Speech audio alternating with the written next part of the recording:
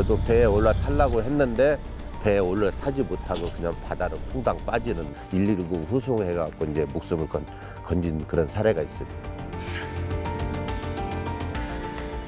사람 빠져서 죽어가지고 실어 나갔을 때는 얼굴 빛이 난가 모르고.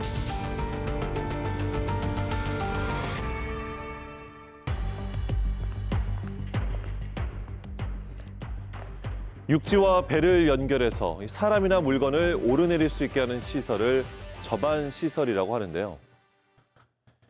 충남 태안의 한 항구에는 제대로 된 저반시설이 없어 어민들이 배를 탈 때마다 위험한 상황에 노출되고 있습니다.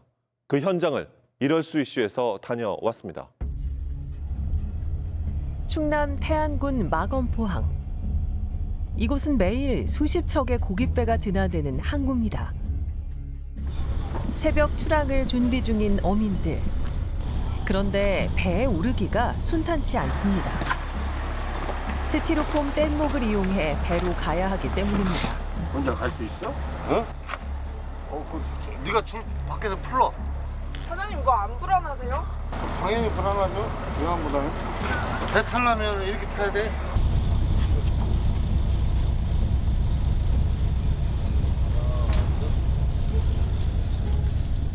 스티로폼으로 만든 간이 뗏목을 타고 물 위를 이동하는 어민. 아직 동이 트기 전이라 어두운 데다 바닷물까지 출렁거려 위태롭습니다. 부두와 배를 연결한 밧줄 하나에 의지해 배에 올라야 하는데요. 찾았어. 잠깐 대기해. 혹시나 사고가 날까 동료 어민이 무태서 밧줄을 풀며 도와줘야 합니다. 지금 어민들이 손님이 오셔갖고 지금 다급하게 그 배를 타야 되는데 탈 수 있는 방법이 없는 거예요. 그래서 스티로폼을 타고 저기까지 한 30m 정도 되거든요. 그러니까 이동을 해야 되는데 할 수 없으니까 제가 줄을 풀러서 2인 1조로 해갖고 줄을 풀러서 그 배에다가 어민을 탈 수 있게끔 유도를 해준 거죠. 급하게 타려고 하다 보면은 더 불안하고 위태로우니까 대수선 빨리 나가려고 어민들이 좀 서두르는 편이죠. 그러다 보니까 사고가 많이 날 수밖에 없는 그런 시점이고.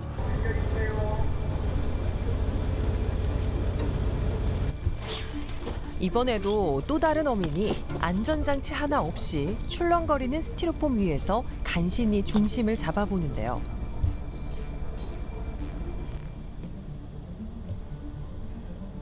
이렇게 새벽 내내 위태로운 출항이 반복되는 이유가 있습니다. 마건포 중심 부두에서 배까지 이동할 수 있는 제대로 된 저반 시설이 없기 때문입니다. 사장님 안녕하세요. 예, 안녕하십니까. 새벽녘에 줄이 엉켜 있기도 하고 날씨가 좀 나쁜 날은 스티로폼 바지가 막 출렁거려요. 그러다 보니까는 자칫하면 좀 추운 날씨에는 성에가 끼잖아요. 그러니까 엄청 미끄러워. 혹시 타고 날 뻔하신 적이 있으세요? 저도 한번 빠졌었죠. 빠져가지고선 배는 나가야 되는데 수영 좀 할 줄 아니까 그래. 그나마도 나와서 옷 갈아입고 이렇게 나간 적도 있습니다. 수십 년 경력의 어민도 사고를 피해갈 수 없었습니다. 허영국 씨도 최근 아찔한 사고를 겪었습니다. 저도 배에 올라타려고 했는데 올라타다가 그 낚싯줄에 바늘하고 여기에 이 발에 땡땡 감긴 거예요. 지금도 자국 났지만 배에 올라타지 못하고 그냥 바다로 퐁당 빠지는 그런 일이 있었어요. 갱신이 이제 한 5분 정도 있다가 이제 옆에 저 선장님이 우리 삿갓대라는 그 긴 장대가 있어요. 그거를 등을 꽂아갖고 그래갖고 그 구해줘갖고 갱신이 목숨을 건지고 이제. 마건포항 어민들에게 이런 사고는 어제 오늘 일이 아니라고 합니다. 배에서 물건을 내리는 거죠. 그러니까 내자포드가 지나가니까 파도가 펄렁펄렁 하니까 배에서 그냥 일하시다가 뒤로 떨어졌어요. 뒤로 떨어졌는데 그 선장님하고 그 옆에 같이 일하시는 분들이 그걸 보고서 이제 줄을 던졌는데도 이 높이가 있으니까 못 끌어올리는 거예요. 119 후송해갖고 이제 목숨을 건진 그런 사례가 있습니다. 스티로폼 뗏목이 얼마나 위험한지 제작진이 직접 타봤습니다.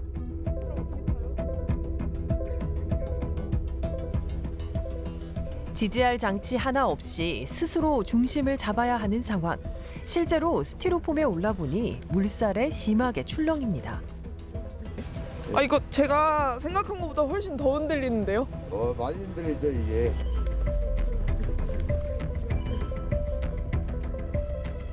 벽을 진짜 그냥 밀고 가시는 거였네요? 따개비 같은 거 이런 거 잡아가지고 이렇게 나갈 수밖에 없어요. 이렇게 해가지고 어떻게든 살려면 나가야지. 낚시를 나가든 조업을 나가든 뭐든 갔다 오면은 아무도 없어요 앞에. 그러면은 맨날 혼자서 이렇게 다니고 있는 어른들도 그래가지고 맨날 빠지고 가시는 거거든요. 좀 더 안전한 방법은 없을까요? 제작진은 전문가를 찾아가 물어봤습니다. 수산업에 종사하는 그런 어민들의 보호 차원에서 이제 정부 차원에서 부잔교를 설치해서 안전하게 승하선할 수 있는 이런 접안 시설을 만들어야 되겠습니다. 부잔교는 배에 접안할 수 있는 그런 시설인데요. 플라스틱 소대 형태로 만들어서 바다에 떠서 배로 이제 접근할 수 있는 그런 임시 부두 시설이라고 볼 수 있습니다. 제작진은 지난해 8월 부잔교를 설치한 보령시 오천항을 찾았습니다. 보령시는 국비 약 5억 원을 들여 길이 25m, 폭 9.6m의 부잔교를 곳곳에 설치했는데요. 배를 부잔교 바닥 높이에 맞춰 정박시키고 나면 사람들은 그대로 내려서 무트로 걸어오기만 하면 됩니다. 부잔교는 조위와 상관없이 언제든 24시간 접안이 가능한 시설물입니다. 부잔교 시설은 이제 어업인들의 24시간 생활과 이제 직결되어 있는 문제이고 어선들의 안전도 확보할 수 있는 동시에 어민들의 생활 여건 보장도 함께 할 수 있는 시설물이라 저희가 보령시에서는 최우선적으로 예산을 확보하여 시설하고 있고요. 실제 부잔교를 이용하고 있는 어민들의 반응은 어떨까요?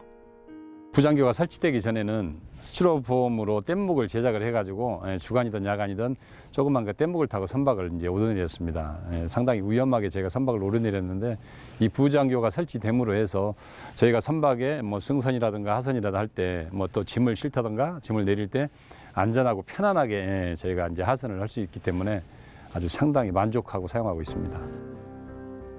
조업이 끝난 늦은 밤, 마건포항 어민들이 모였습니다. 수건 사업인 부잔교 설치를 논의하기 위해서인데요. 딴 데 가면은 대부분 이 부잔교가 시설되어 있는 데가 많거든요. 대대리들 거의 다 돼 있어요. 여기 빼고는. 딴 데 가면 부럽죠. 사람으로, 어민으로서. 어민들 생명하고도 직결돼 있어요. 어떻게 보면 부잔교가 안 생긴다고 직검도 수시로 이제 물에 빠지는 사람들도 있고 해서 만약에 사람들이 있으니까 옆에서 구해주는 거지. 낮에나 급할 때 뭐 했을 때 사람이 없으면 어째 잘못하면 죽을 수도 있거든요. 지난 2021년엔 부잔교 설치가 눈앞으로 다가오기도 했습니다. 마건포항이 해양수산부의 어촌 뉴딜 300 사업에 선정되면서 사업비로 부잔교를 설치하기로 한 겁니다. 주민들의 수건 사업이 현실이 되는 듯 했습니다. 부잔교를 1순위로 저희가 뽑았어요. 이렇게 밖으로 2m, 입장으로 이렇게 해서 100m. 그래서 여기가 그 부잔교를 이렇게 하나 설치를 하고요. 그 다음에 대형어선 접안시설이라고 해서 여기서부터 여기까지 또 대형어선 접안시설을 또 하나 하기로 했습니다. 해수부의 어촌 뉴딜 300은 지역의 어촌 시설을 현대화하는 사업인데요. 마건포항은 지난 2021년 이 사업의 대상지로 선정됐습니다.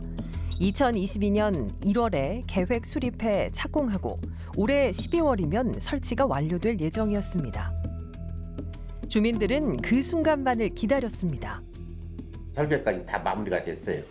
근데 그 어느 순간에 이게 그 감사에 걸렸다고 해수부로부터 통보를 받아갖고 이게 그 취소를 하게끔 이렇게 됐어요. 제일 큰 수군 사업이기 때문에 어민들이 단체가 돼가지고 합심이 돼서 요건 꼭 해야 된다고 해가지고 이걸 만들어 놓은 거거든요. 근데 지금은 이걸 안 된다고 그러니까 이건 이제 큰 실망이지. 설계까지 마친 부잔교 설치가 사실상 무산됐다는 소식. 해수부의 어촌 뉴딜 300 사업이 감사원의 감사를 받게 되면서 중단됐다는 건데요. 처음에 뉴딜 사업 한다고 했을 때는 그런 식으로 해가지고 단물 쓴물 다 좋은 속으로만 얘기해놓고 인자 가서 3년이라는 세월을 흘러가니까 무엇이 안 되는 무엇이 안 되는. 처음부터 그러면 안 된다고 얘기를 했어야지. 처음에는 된다겠다가 인자 와서 안 된다. 정부와 지자체의 약속을 믿고 부잔교 설치를 기다려왔던 어민들은 하루하루 속만 타들어가고 있습니다.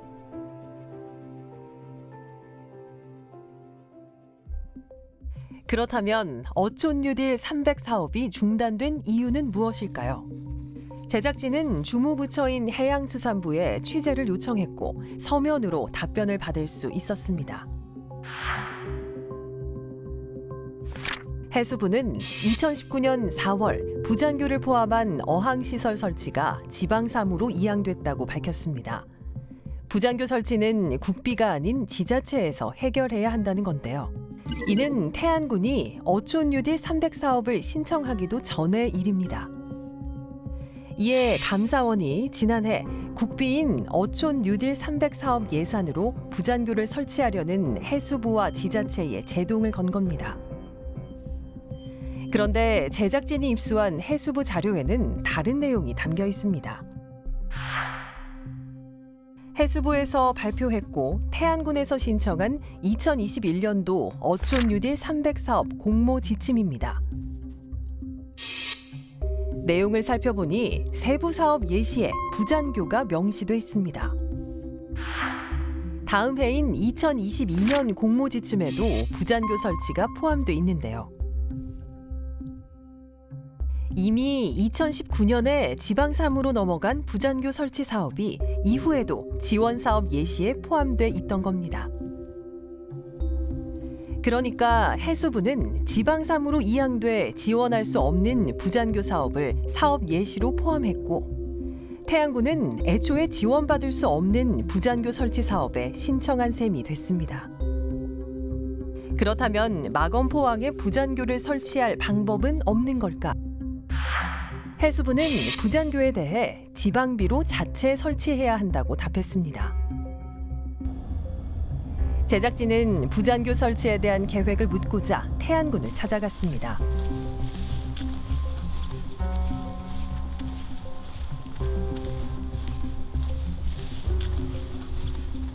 KBS 곽효원 PD인데요. 주민분들이랑 한번 같이 왔거든요.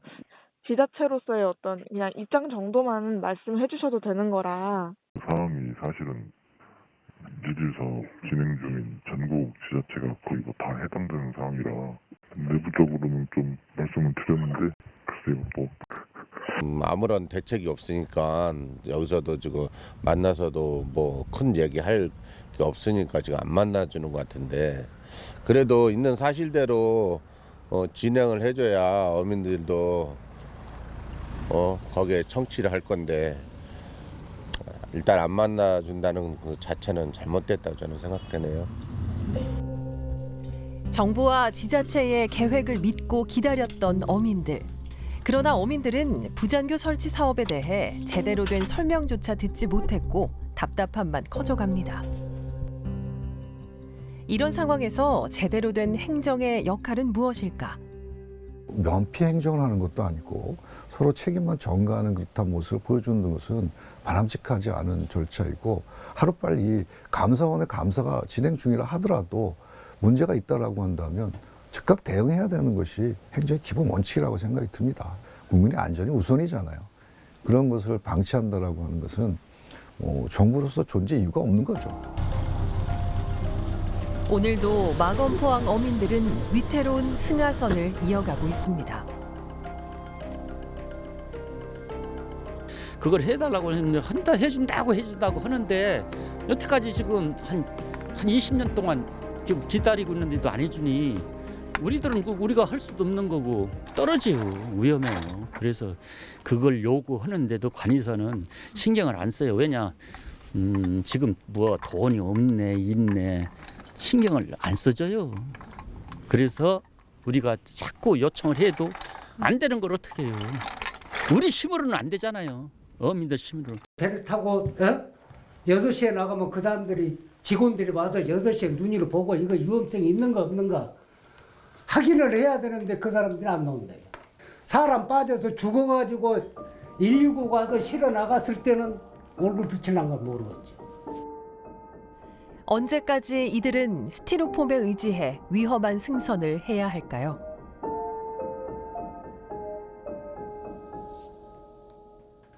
오늘도 위태롭게 배에서 오르내리고 있는 마건포항 어민들. 어민들이 바라는 것은 최소한의 안전입니다.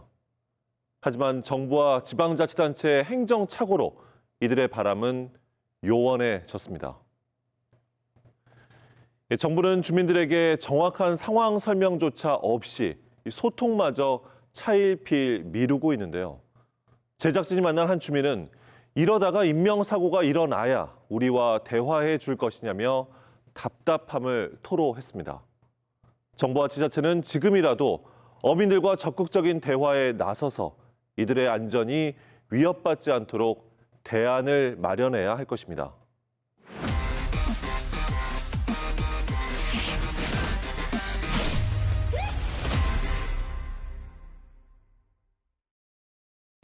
대전 지역의 인구는 감소하는데 혼자 사는 노인 인구는 늘고 있습니다. 대전은 65세 이상 노인 4명 중 1명은 혼자 살고 있는데요. 이렇게 혼자 사는 고령의 노인일 경우 질병이나 응급사태에 대처하기가 어렵습니다. 이들 독거노인 가정을 방문해 돌보고 있는 사회복지사들을 현지인에서 만나봤습니다. 이제 혼자 계시거나 좀 이제 어둡게 계시거나 주변 지인들과 단절된 상태로 지내시는 분들을 보다 보니까 아무래도 좀 더 마음이 많이 쓰이고 안쓰러운 감정도 많이 들었습니다. 1인 가구로 혼자 생활하시는 분들이 가장 어려움을 느낀다고 생각하는 게 정말 내가 어려운 일이 있을 때 이것을 주변에 상의할 수 있는 그런 사람이 없어서 더 많은 어려움을 겪으시는 것 같아요. 저는 사회복지사 권진주입니다. 홍유수 사회복지사라고 합니다.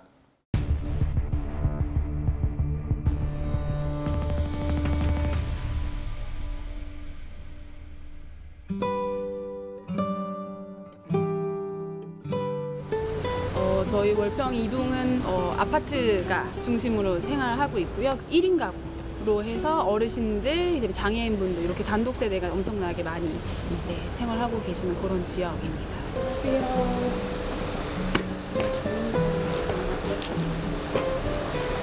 안녕하세요. 아유, 안녕하세요. 무슨 숙제 하셔요?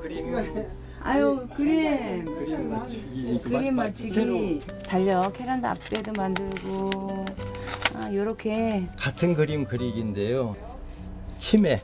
치매가 좀 일찍 왔어요. 일찍 온 뭐 이유가 여러 가지 상황이 있겠지만 아무튼 현재 상황이 이러니까 현재 상황에서 뭐 제가 할 수 있는 거라고는 일단은 시도를 해봐야 되는 거고. 물이 빠졌다고 그럴까? 너무 꽉 짜놓은 것 같아요.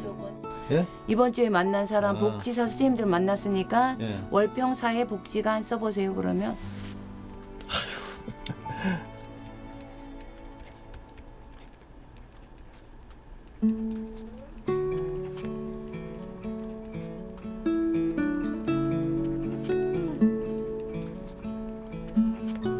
글쎄요, 이제 마음대로 안 돼요. 뭐 여기는서는 뭐 잘하고 쓰는데 여기는 쓰라고 하고 이런 게 좀 저로서는 화나고.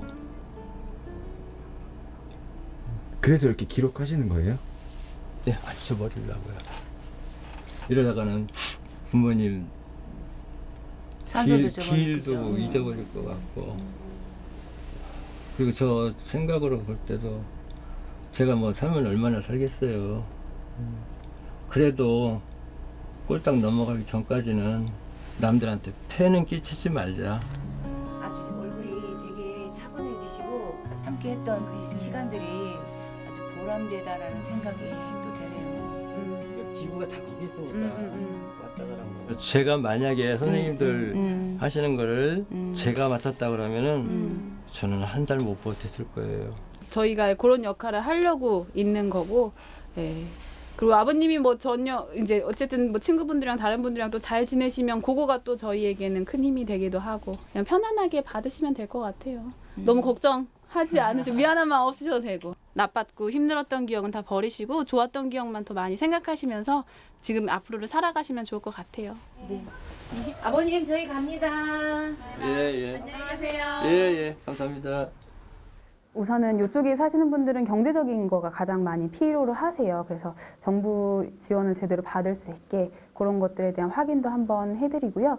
그리고 건강 상태가 많이 안 좋으신 또 고령의 그런 노인 장애인분들 같은 경우에는 이제 본인들이 잘 모르는 그런 요양보 서비스나 노인 맞춤형 돌봄 서비스나 이런 것들도 연결해 드리기도 하고, 식사가 잘 안 되시는 분들도 있으세요. 그래서 워낙 건강이 안 좋으시다 보니 본인들의 식사를 챙기는데 조금 어려움이 있으신 분들께는 그런 밑반찬이나 식사 배달 이런 것들도 같이 연계해서 운영을 하고 있고요.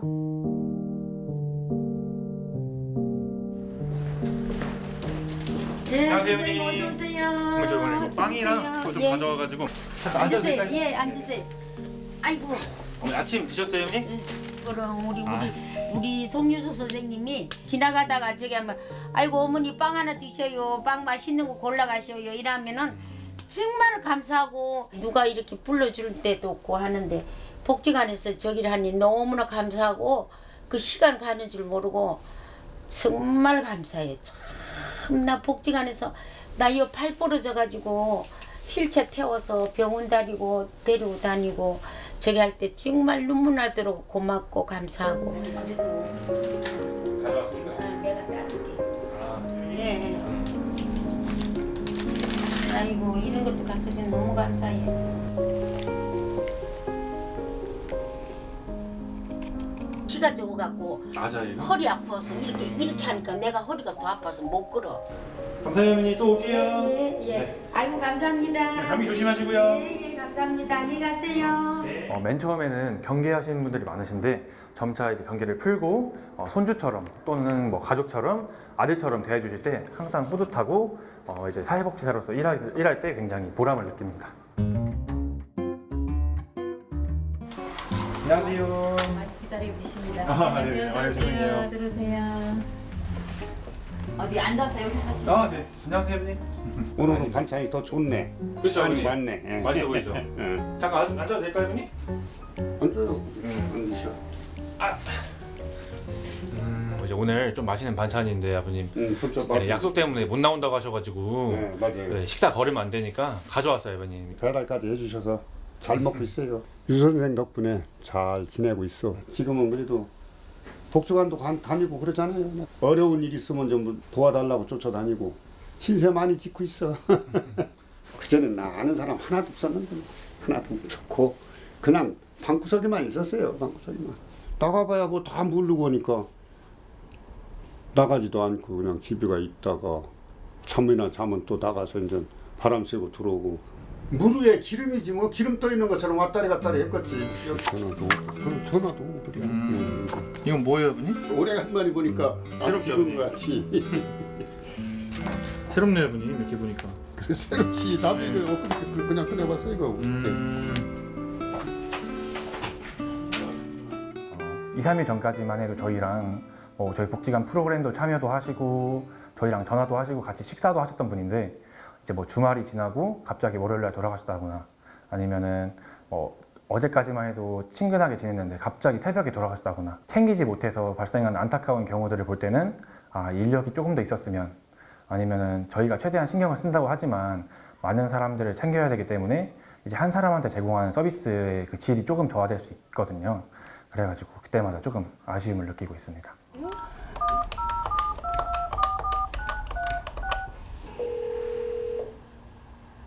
네, 성명광입니다. 네, 아버님 안녕하세요. 올평복지관이에요. 혹시 저번에 자활 그거 다시 시작하신다 하셨잖아요. 교육 받으셨잖아요. 네네네. 그거는 어떠셨어요? 예, 교육 받고 오고 2월 달 정도면 자리가 난다 그래갖고. 아, 내년 2월에요? 예. 좀 더 네네. 건강한 모습으로 뵈면 좋을 것 같아요. 네네. 네. 아유, 늘 감사합니다. 네, 아버님 식사 잘 하시고요. 무슨 일 있으면 언제든 연락 주세요. 네네, 알겠습니다. 네, 감사합니다. 들어가세요. 네네.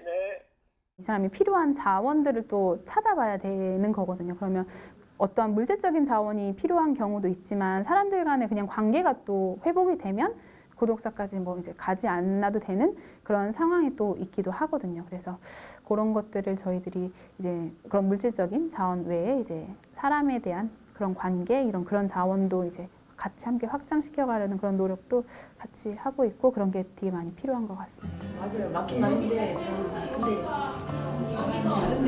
그래서 이제 알코올에 대해서 이게 절주가 안 되세요. 설득을 통해 가지고 그렇게 해서 참여를 하게 됐는데 그 과정에서 이제 많이 좀 좋아지신 것 같더라고요. 아무래도 사람을 계속 만나기 시작하고 음주를 하지 않는 기간을 늘리는 그런 방법으로 아까 이야기한 것처럼 프로그램을 꾸준하게 하게 하고 1인 가구는 질병과 응급사태 등에 매우 취약합니다. 때문에 이들이 아프거나 위기에 처했을 때 최초 발견자는 주위에 사는 이웃입니다. 주변에 관심이 부족하다면 최악의 경우 고독사의 형태로 뒤늦게 발견되는 일이 빈번하게 발생하는데 이것을 방지하기 위해서는 주변의 이웃을 향한 아주 작은 관심이라도 필요합니다. 내가 들어가서 나 이게 어려워요 해서 말씀하시는 그 시작이 조금 많이 힘드실 수도 있겠지만 그래도 그런 것들에 대해서 충분히 뭐 같이 들어드리고 함께 할 수 있는 방법을 찾을 수 있는 그런 창구가 있다는 것들을 기억해 주시면 좋을 것 같고요. 망설임 없이 동이나 복지관이나 그리고 통장님들 이런 주민분들께 말씀해 주시면 같이 함께 해결할 수 있는 그런 방법이 있을 것 같습니다.